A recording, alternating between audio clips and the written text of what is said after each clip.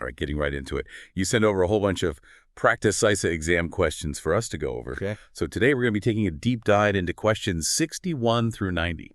They really hit on a lot of different areas, from disaster recovery hiccups and those cybersecurity threats that keep you up at night to why your IT strategy should be like best friends with your business goals. Yeah, and what's really interesting about these questions is that they make you think like an IS auditor would in the real world. Like you're in the hot seat. It's not just about memorizing the rules, but understanding how to apply them in real situations and really understanding the why behind it all. For sure, for sure.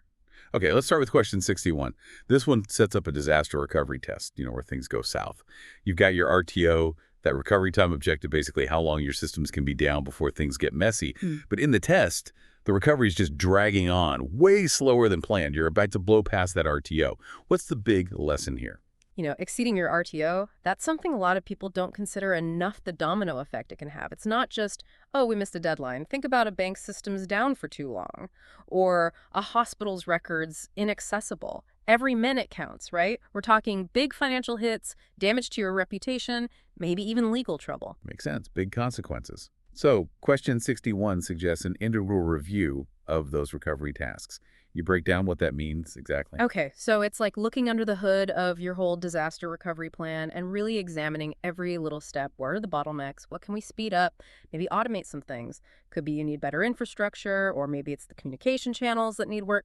Basically, you're optimizing the whole process, getting that recovery time as low as possible. Really streamlining it. Every second counts. Yeah. All right, moving on to question 62. This one's all about how IT strategy and business objectives are connected. Yeah, and this question highlights what can happen if they're not aligned. Imagine a company spending a ton on the latest tech, but it doesn't even really support their core business goals.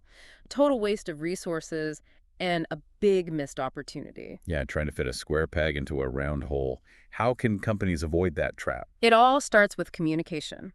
The IT department needs to be talking constantly with the business leaders, understanding those big priorities and making sure the technology plan is built around those goals. It's all about seeing the big picture. Every IT investment should be pushing the company towards success. So it's not about having the shiniest new tech toys. It's about having the right tools for the job. Speaking of security, question 63 brings up audit trails, those system logs that are used in audit reviews. What's the deal with those? Why are those digital footprints so important? Think of audit trails like security cameras, but for your systems. They record everything. Who did what, when, and where. Super important for catching unauthorized access, figuring out where errors came from, and even as evidence if things go legal. Those silent witnesses, always watching. Question 64 jumps into risk management. It gives you a situation where it might actually make sense to accept a risk. When would that be a smart move? So risk acceptance, it's a choice you make. You know the risk is there, but you decide to live with it. Usually because putting controls in place would cost more than the damage the risk could cause. Say you're a small business with a tight budget and there's a risk of a small data breach. Maybe setting up super advanced security is just too pricey, so you accept the risk. It's like a calculated gamble, weighing the costs and benefits. Okay, question 70 throws another risk management situation at us. This time it's about stopping sensitive info on a laptop from getting out. What would be the best way to handle that? Full disk encryption, no question. It's like locking that laptop's hard drive in a vault. Even if someone steals it, the data's scrambled without the key. So it's an extra layer of protection specifically for that sensitive data. Got it. Moving on to questions 65, 67, 76, and 110. These are all about software development and acquisition. It seems like the common thread is making sure things are thorough throughout the whole process. Exactly. Like question 65 emphasizes how important it is to deal with even those little intermittent errors that pop up during development. It's tempting to ignore them, right? They seem small, but it can be signs of bigger issues lurking beneath the surface. Like a tiny crack in a building's foundation. Seems small now, but it could cause major problems later on. Question 67 talks about parallel testing. What makes that so helpful, especially when you're rolling out a new system? Parallel testing is like a safety net. You're running the old and new systems side by side, comparing the results to make sure the transition is smooth. You can work out any kinks and be confident the new system is ready to go live. Double-checking everything, no surprises. Makes sense. Question 76 talks about the bottom-up approach to software testing, especially for catching interface errors early on. What makes this approach stand out? Okay, imagine building a house brick by brick. With a bottom-up approach, you test those individual modules, those building blocks, before you put the whole thing together. That way, you catch interface errors early. Those are the glitches that happen when different parts of the system don't talk to each other correctly. Testing each piece of the puzzle before assembling the big picture. And to wrap up this group, question 110 really stresses how important it is to have clear, detailed, quality assurance test specifications early on during the requirements definition phase. Those QA test specifications, think of them as the testing blueprints. They lay out the procedures, the criteria, the expected results. That way you know the software's been put through its paces and it meets all the quality standards. Like a checklist for the building inspector. Make sure everything's up to code. All right, let's shift gears. We're heading into some specific security concerns now. Feels like a cybersecurity obstacle course, ready to tackle some threats. Absolutely, hit me. Okay, first up is question 47. It's about unauthorized program changes. How can you catch those sneaky modifications? Well, one powerful tool is automated code comparison. It's like having a digital fingerprint of your original code. Then you compare that to the current version. Any changes that shouldn't be there will jump right out at you. A security camera specifically for your code. I like it. Question 86 deals with the ever-popular social engineering. What's the best way to defend against those smooth talkers? Security awareness training is key. Got to educate users about all the different tactics social engineers use. Phishing emails, fake websites, pretexting, all that sneaky stuff. Giving them a radar for those shady characters. Yep. But in the digital world, it can be tough to tell who's legit, right? For sure. They're masters of disguise, pretending to be someone you trust. That's why that training is so important. Users need the tools to spot phishing emails, to see those red flags and know how to respond. Think before you click. Now, question 95 takes us to a data center and securing it physically. It emphasizes how important it is to control who gets in. Yeah, data centers are like Fort Knox. They're holding your most valuable stuff. So you got to have layers of security, starting with controlling who can walk through those doors. Makes sense.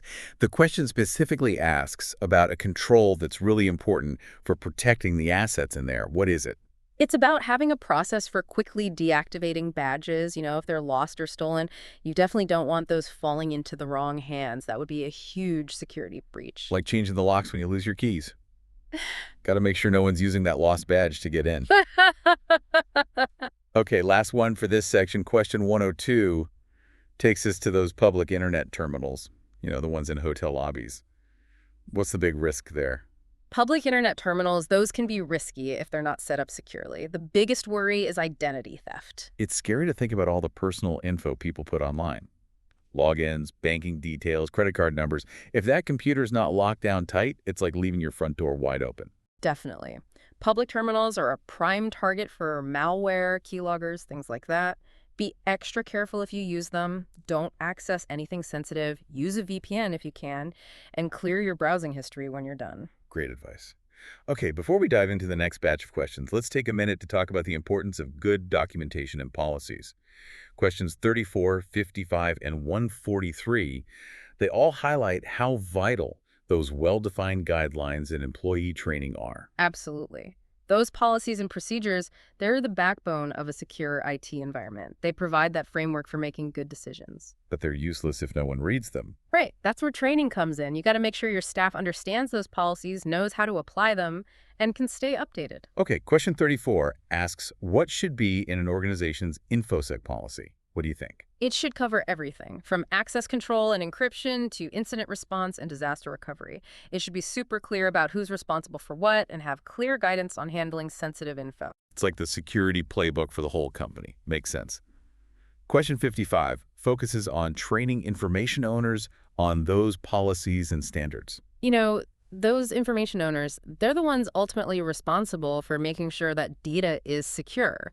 They need to know what their obligations are, how to classify data, and be aware of any legal or regulatory rules that apply. They're like the data guardians. And then question 143, it points out that a lot of companies have outdated security policies. Yeah, tech changes so fast, and the threats are constantly evolving. Policies need to keep up with those changes. Regular reviews and updates are essential. It's like your antivirus software. You got to have the latest version to stay protected. All right, we're going to take a quick break, but when we come back, we'll jump into the next set of questions. Stay tuned. All right, back at it. Ready to tackle some more of the CISA exam questions. This next batch really gets us thinking about data integrity and those worst-case scenarios. planning for when things go wrong. Definitely. Let's dive in. Question 66 takes us back to the days of tape libraries. Might seem a little old school now with cloud storage and all that, but a lot of places still use them for backups.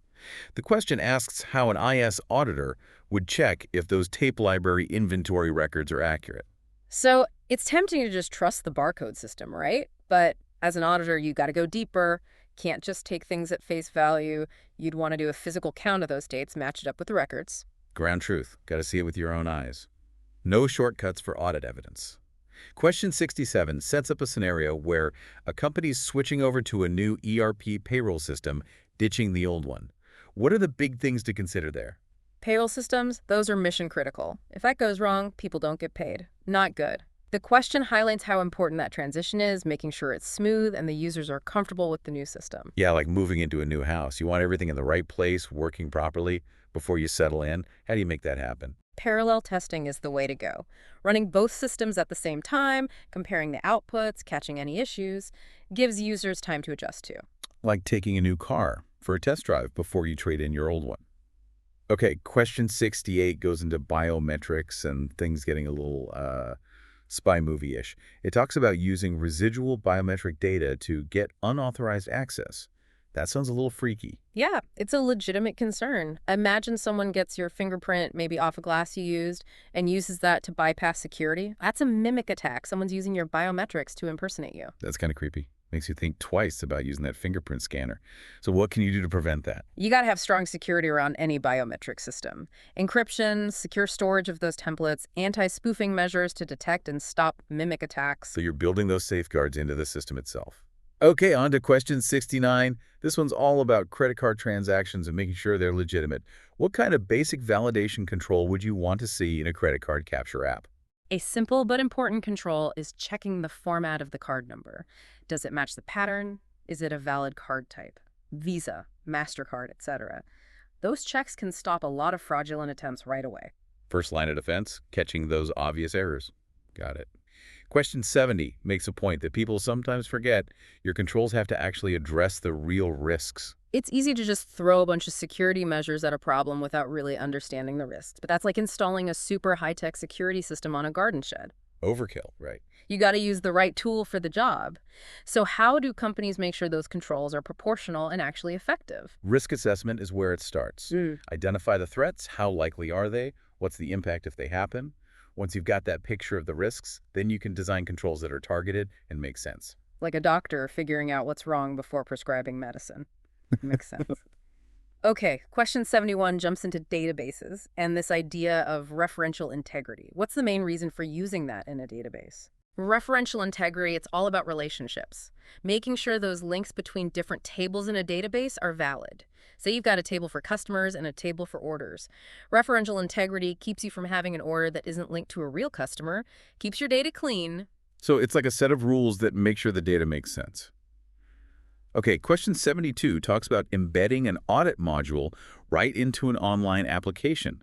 Kind of like a built-in surveillance system, right? Yeah, that's a good way to put it. The point of this is to capture that audit evidence while things are happening real time. It's like having a constant stream of info on what's going on in the system. So if someone tries to mess with the books, you'll have a record of it. Yep, helps with accountability and spotting potential fraud. Okay, on to question 73. This one's about evidence the foundation of any good audit. Evidence is like the currency of auditing, right? Got to have it to back up your findings. What makes good audit evidence? It's got to be relevant, reliable, and sufficient. It should address the audit objectives and come from a trustworthy source. And you need enough of it to support your conclusions. It's not just about having a ton of data, it's about having the right kind of info. Quality over quantity. Question 74 presents a pretty common situation, wiping an employee's laptop before it's given to someone else. How do you make sure that sensitive data is really gone? Deleting files or formatting the drive isn't enough. You got to go further, overwrite those sectors multiple times with random data. It's like scrambling those digital footprints so thoroughly that no one can retrace them. Like a shredder, but for digital data. Making sure those deleted files are really gone. Okay, question 75 takes us to the feasibility study stage of an IT project. The question points out a key element that's missing: feasibility studies, those are like the blueprints for a project. You got to have a solid plan. And in this case, what's missing is the environmental impact of this new data center they're building. Environmental impact. That's interesting. Why is that so important for IT projects these days? Data centers, they use a ton of power and generate a lot of heat. Companies are getting more conscious of their environmental impact, trying to reduce their footprint. Building those green considerations into the project right from the start. Okay, question 76. Back to software testing. This time, comparing bottom-up and top-down approaches. Two different ways to tackle testing.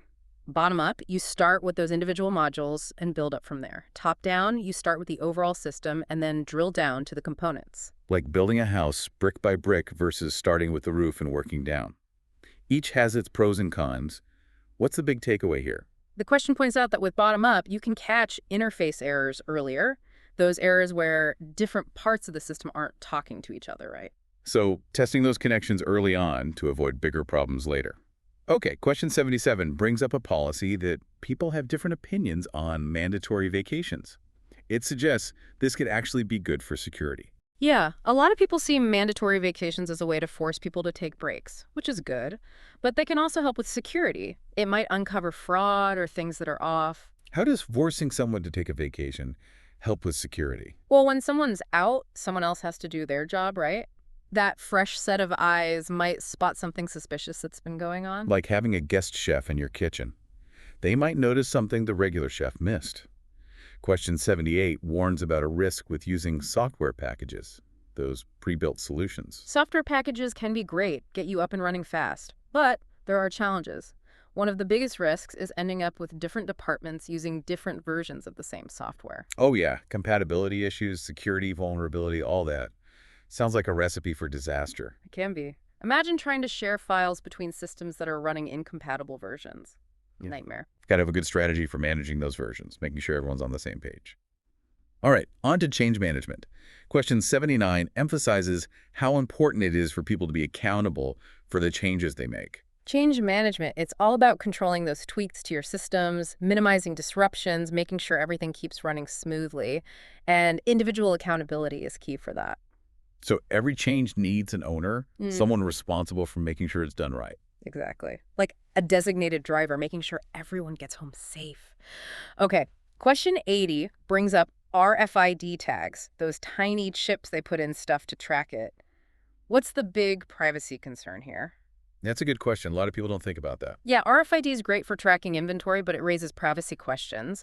The concern here is that those tags might not be removable, so someone could theoretically track you even after you've bought something. So that shirt you bought could still be sending out its location.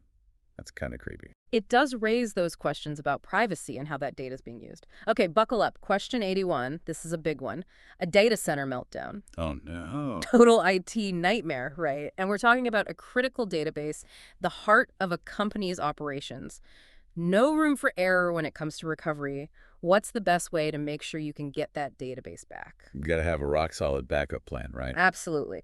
The question points to real-time replication to a remote site, like having a copy of your data in a bunker miles away. So if one copy gets fried, the other one's ready to take over. Business continuity, even in a disaster. That's what it's all about.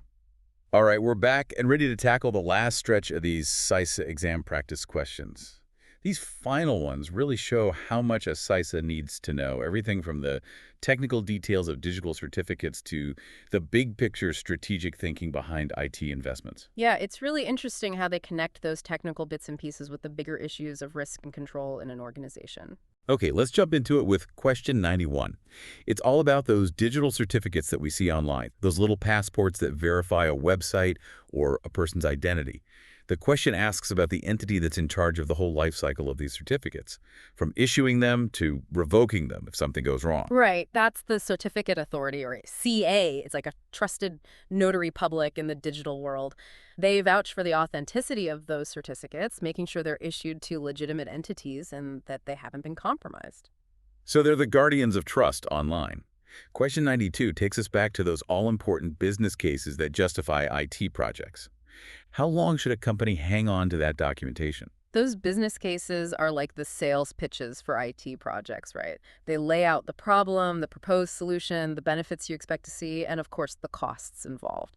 It's crucial to keep all that paperwork until the project gets the official green light. Like holding on to those receipts after a big purchase, Yeah. just in case there are any questions down the road. Now, question 93 takes us into the courtroom, exploring whether those system logs hold up as evidence in a legal battle. System logs, those are like detailed diaries of everything that happens in a system or network. They can be super valuable as evidence in court, but only if you can prove they haven't been tampered with. So how do you make sure those logs are tamper-proof, that they'll hold up in court? Independent timestamps are crucial. They're like a neutral third party verifying that those log entries haven't been messed with after the fact. It's like having a witness who can vouch for the accuracy of the record. Question 94 focuses on a simple but effective way to manage data retention, slapping a retention date on a file. Retention dates are like those Best Buy dates on food, but for data. They help organizations comply with all those rules about how long they have to keep certain data. It's a helpful way to make sure you're not tossing out important records too soon. What's the main advantage highlighted in this question? That retention date acts as a safety net. It ensures that the data won't be deleted before its time, even if someone accidentally hits the delete button. So it's like a last line of defense against accidental data loss. Got it. Okay, back to the data center with question 95. We're talking physical security for this critical facility. Data centers are like the Fort Knox of data. You gotta have top-notch physical security to protect them from everything from unauthorized access to environmental threats. The question zeroes in on a control that's super important for safeguarding those assets inside. What is it? It's all about having a solid process for quickly deactivating those badges that give people access. You know, if they get lost or stolen, you don't want those floating around and ending up in the wrong hands. It's like changing the locks if you lose your house keys. You want to make sure nobody's using that lost badge to sneak in. Okay, question 96 brings up outsourcing and those potential risks that come with subcontracting. Outsourcing can be a smart move, allowing companies to tap into specialized expertise and focus on what they do best. But it brings new risks to the table, especially if those providers start subcontracting parts of the work. It's like adding another link to the chain. Could make the whole thing weaker, right? Sure. What's the big concern highlighted in this question? The IS auditor in the scenario is worried about a subcontractor handling confidential information. You absolutely have to make sure those subcontractors have the same level of security as the main service provider. So extending that trust and security to every part of the chain makes sense. Question 97 throws us into a situation that every IT pro dreads: a virus outbreak. Virus outbreaks can bring everything to a screeching halt, spreading like wildfire and wreaking havoc on your systems. So what's the IS auditor's move when they find a virus during an audit? The first thing is to tell the right people immediately. You need to contain that outbreak as quickly as possible and minimize the damage. Like calling the fire department as soon as you see smoke. Got to get those experts on the scene before it spreads. Okay, question 98 talks about reciprocal agreements, those arrangements where companies agree to provide backup resources to each other in case of a disaster. Those agreements can be a budget-friendly way to boost your disaster recovery capabilities, but there are definitely risks involved. It's like depending on a neighbor to water your plants while you're on vacation. Could work out, but what if they forget or have their own emergencies to deal with? What's the biggest risk with these agreements that the question brings up? The question emphasizes how important geographic separation is. If the companies are too close together, they could both be hit by the same disaster, like a natural disaster or something. So a hurricane takes out one data center, and the backup one's right next door and gets knocked out too. You need a partner that's far enough away to offer real redundancy.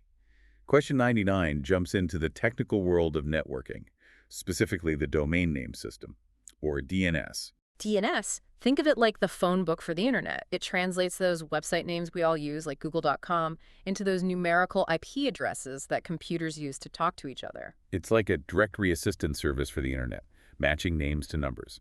What's its most important job in a typical client-server setup? Its essential role is name resolution, translating those domain names into IP addresses so that your computer can connect to the servers it's trying to reach. Without DNS, the internet would be a mess. We'd be lost trying to find websites or send emails. Okay, on to question 100. This one's about those tamper-proof seals of the digital world, digital signatures. How do they ensure that a digital message is authentic and hasn't been messed with? Digital signatures use some pretty complex math to create a unique fingerprint for a message or a document. It's like signing a paper document, but with an invisible digital pen. How does the sender actually create this signature? They use their private key, a secret code that only they know, to encrypt a hash of the message. That encrypted hash is the digital signature. The recipient can then check it using the sender's public key. A two-key system. Clever. So only the sender could have created that signature, and you know the message hasn't been changed along the way. Okay, question 101 takes us into the world of application performance. We've got a scenario where an IS auditor's seeing some sluggish logon times for a CRM application, but only during those peak hours when everyone's trying to use it. Yeah, application performance, it's huge for users. If an app's slow, people get frustrated, you lose productivity, could even hurt your reputation. It's like waiting in a long line at the grocery store. You might just give up and go somewhere else. What's the key insight here? The IS auditor would probably zero in on those authentication servers. If it's just the logon times that are slow, that's a good place to start. They'd want to set up performance measures for those servers to find any bottlenecks and make sure they can handle the load when things get busy. Like monitoring traffic flow at rush hour. You got to make sure those roads can handle the volume. Now, question 102 throws us back onto that hotel lobby PC offering free internet to guests. What's the biggest danger lurking on those public terminals? Public internet access points, if they're not secured properly, they're like a magnet for trouble. The biggest threat is identity theft. It's scary how much personal information we put online. Logins, bank details, credit card numbers. If that computer isn't locked down, it's like leaving your front door wide open for thieves. Absolutely. Those public terminals can be riddled with malware and keyloggers just waiting to snag your personal data. So a good reminder to be extra cautious when you're using those public PCs. Let's talk passwords now. Question 103 goes into those program controls that make sure passwords are strong and complex. Strong passwords, they're your first line of defense against unauthorized access. Those controls, they're like the password bouncers, making sure those passwords meet the criteria. Minimum length, uppercase, lowercase numbers, special characters, the whole 9 yards. Keeping those weak passwords out of the club. I like the analogy. Question 104 introduces a software architecture that's gaining popularity, service-oriented architecture, or SOA. What's the first thing an IS auditor would do when looking at an application built with SOA? SOA is all about building software systems from these modular, reusable components called services. It's a flexible and efficient way to build software. An IS auditor, their first move would be to figure out how those services map to the company's business processes. So it's like studying the blueprints of a building to see how all those individual rooms and systems connect. You got to understand the overall structure and how it all works together. Question 105 brings us back to physical security, this time focusing on controlling who gets into those IT facilities. Physical security, it's just as critical as cybersecurity. You can have the strongest firewalls in the world, but if someone can just waltz into your server room, all those digital defenses are meaningless. It's like having a high-tech alarm system for your home, but leaving the front door wide open. The question highlights a control that often gets overlooked. That's the daily reconciliation of visitor card inventory. It's making sure all those temporary badges you give out to visitors are accounted for at the end of each day. You don't want any of those badges going missing and ending up in the wrong hands. It's like counting the silverware after a dinner party. You want to make sure none of the spoons have walked off. Question 106 explores those gatekeepers of our networks, firewalls. Firewalls, they're like those security guards at the entrance to a building, checking IDs and making sure only authorized personnel get in. The question asks about the most secure type of firewall system. And the winner is... The screened subnet firewall takes the cake. It creates a buffer zone between your internal network and the outside world, an extra layer of protection. Like having two checkpoints, one at the outer gate and another at the building entrance. Twice the security, twice the peace of mind. Okay, on to question 107. We're looking at service level agreements, or SLAs, those contracts that spell out the expected performance for IT services. What's a major concern for an IS auditor when reviewing an SLA? SLAs are key for managing expectations and making sure those IT services are delivering what the business needs. The question emphasizes the importance of having clear performance measures. Without those metrics, how can you hold the service provider accountable, or even know if they're doing a good job? It's like signing a contract for a construction project without specifying the materials or the deadlines. Question 108 goes into electronic data interchange, or EDI, the technology that allows businesses to electronically swap documents back and forth. What's the biggest potential risk in an EDI environment? EDI has been a game changer for business transactions, but it opens up some new risks. The question highlights the concern of someone deleting or manipulating transactions either before or after those security controls are in place. So it's like a security breach at the post office. Someone could tamper with those letters before they're delivered or after they've been received. You need really strong security in an EDI environment to protect that data. Question 109 asked about the primary safeguard for protecting software and data in information processing facility. It might seem obvious, but logical access controls are absolutely essential. Logical access controls those digital locks and keys that control who can get into what systems and data. Even if you have the strongest physical security, if someone can bypass those logical controls, they can do a lot of damage. It's like having a high-security vault but with a flimsy combination lock. Anyone could crack it. Question 110 takes us back to the early stages of software development, the requirements definition phase. What's a crucial document that should be created during this phase to address software testing? Requirements definition. And that's where you figure out what the software needs to do and how it's supposed to behave. It's like those architectural plans for a building before you start laying the foundation. And those quality assurance or QA test specifications are like the blueprints for testing. They lay out all the procedures, the criteria, the expected results. That way you know the software has been thoroughly tested and it meets all the quality standards. It's like a checklist for the building inspector. They need to make sure the construction meets all the codes and standards.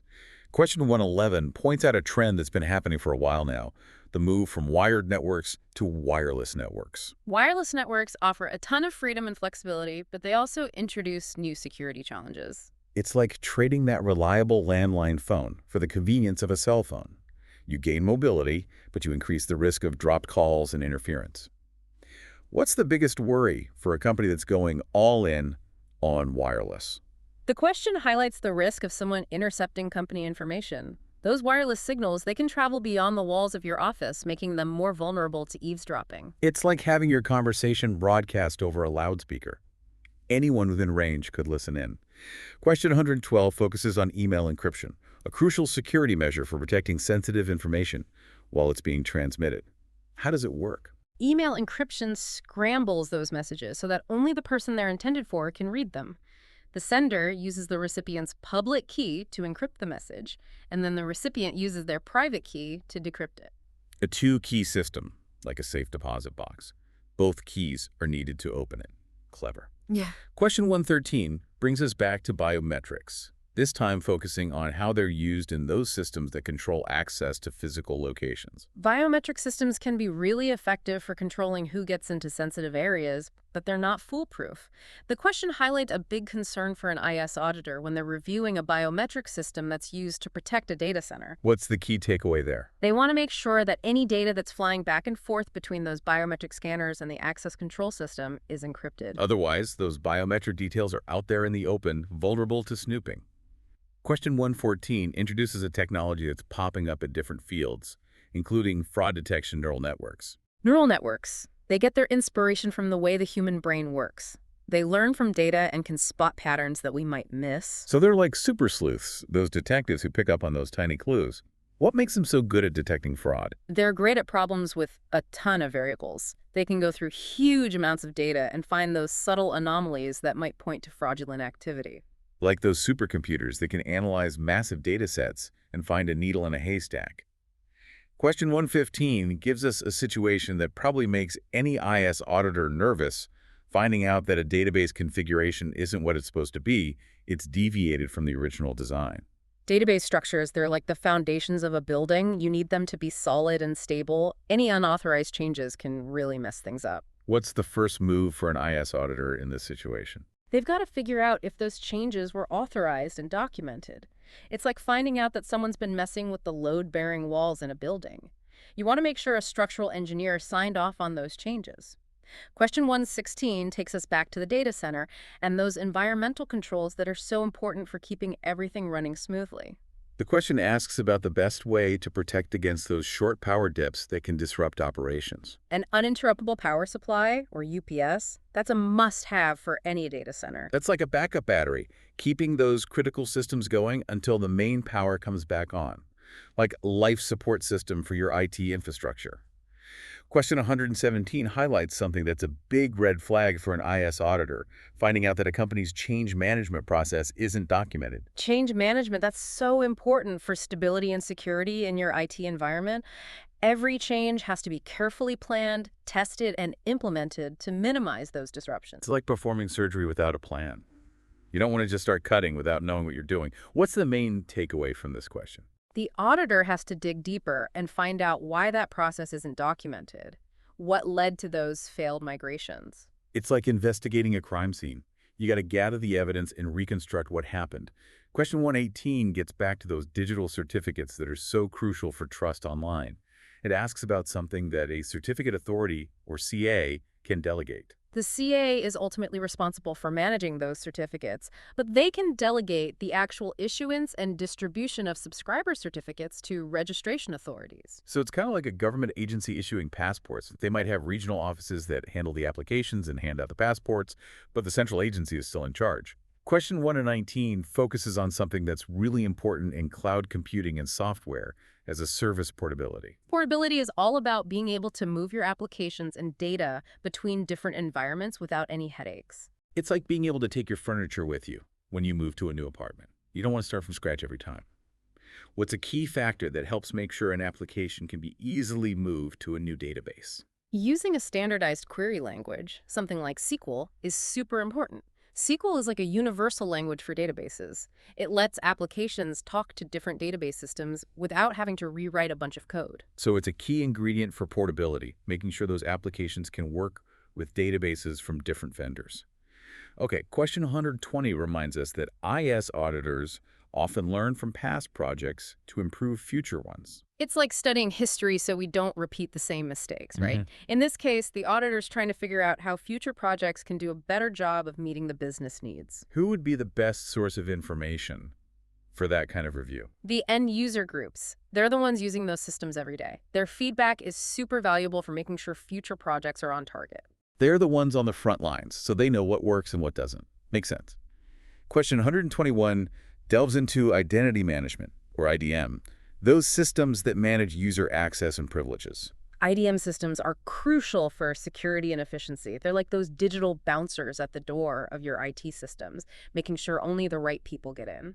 What's a major red flag for an IS auditor when you're looking at an IDM system? Finding access requests that haven't been properly authorized, that's a big deal. It means the controls aren't working, and someone might have gotten access they shouldn't have. It's like finding an unlocked door at a high-security facility. You know something's not right. Now, back to those masters of manipulation social engineers. Question 122 asks about a social engineering technique that doesn't require any fancy tech tools. Social engineers, they're tricky. They use psychology to trick people into giving up sensitive information or letting them in where they shouldn't be. What's interesting about this question is that it highlights how effective they can be just by using basic human interaction. So they're playing on our trust, our willingness to help, our fear of getting in trouble. They know how to push our buttons. Question 123 brings up a problem that's all too common in IT projects: scope creep. Scope creep, it's like a vine that slowly takes over your garden. It starts small with these tiny changes that seem harmless, but then the project just keeps growing and growing. What aspect of project management usually gets the blame for that?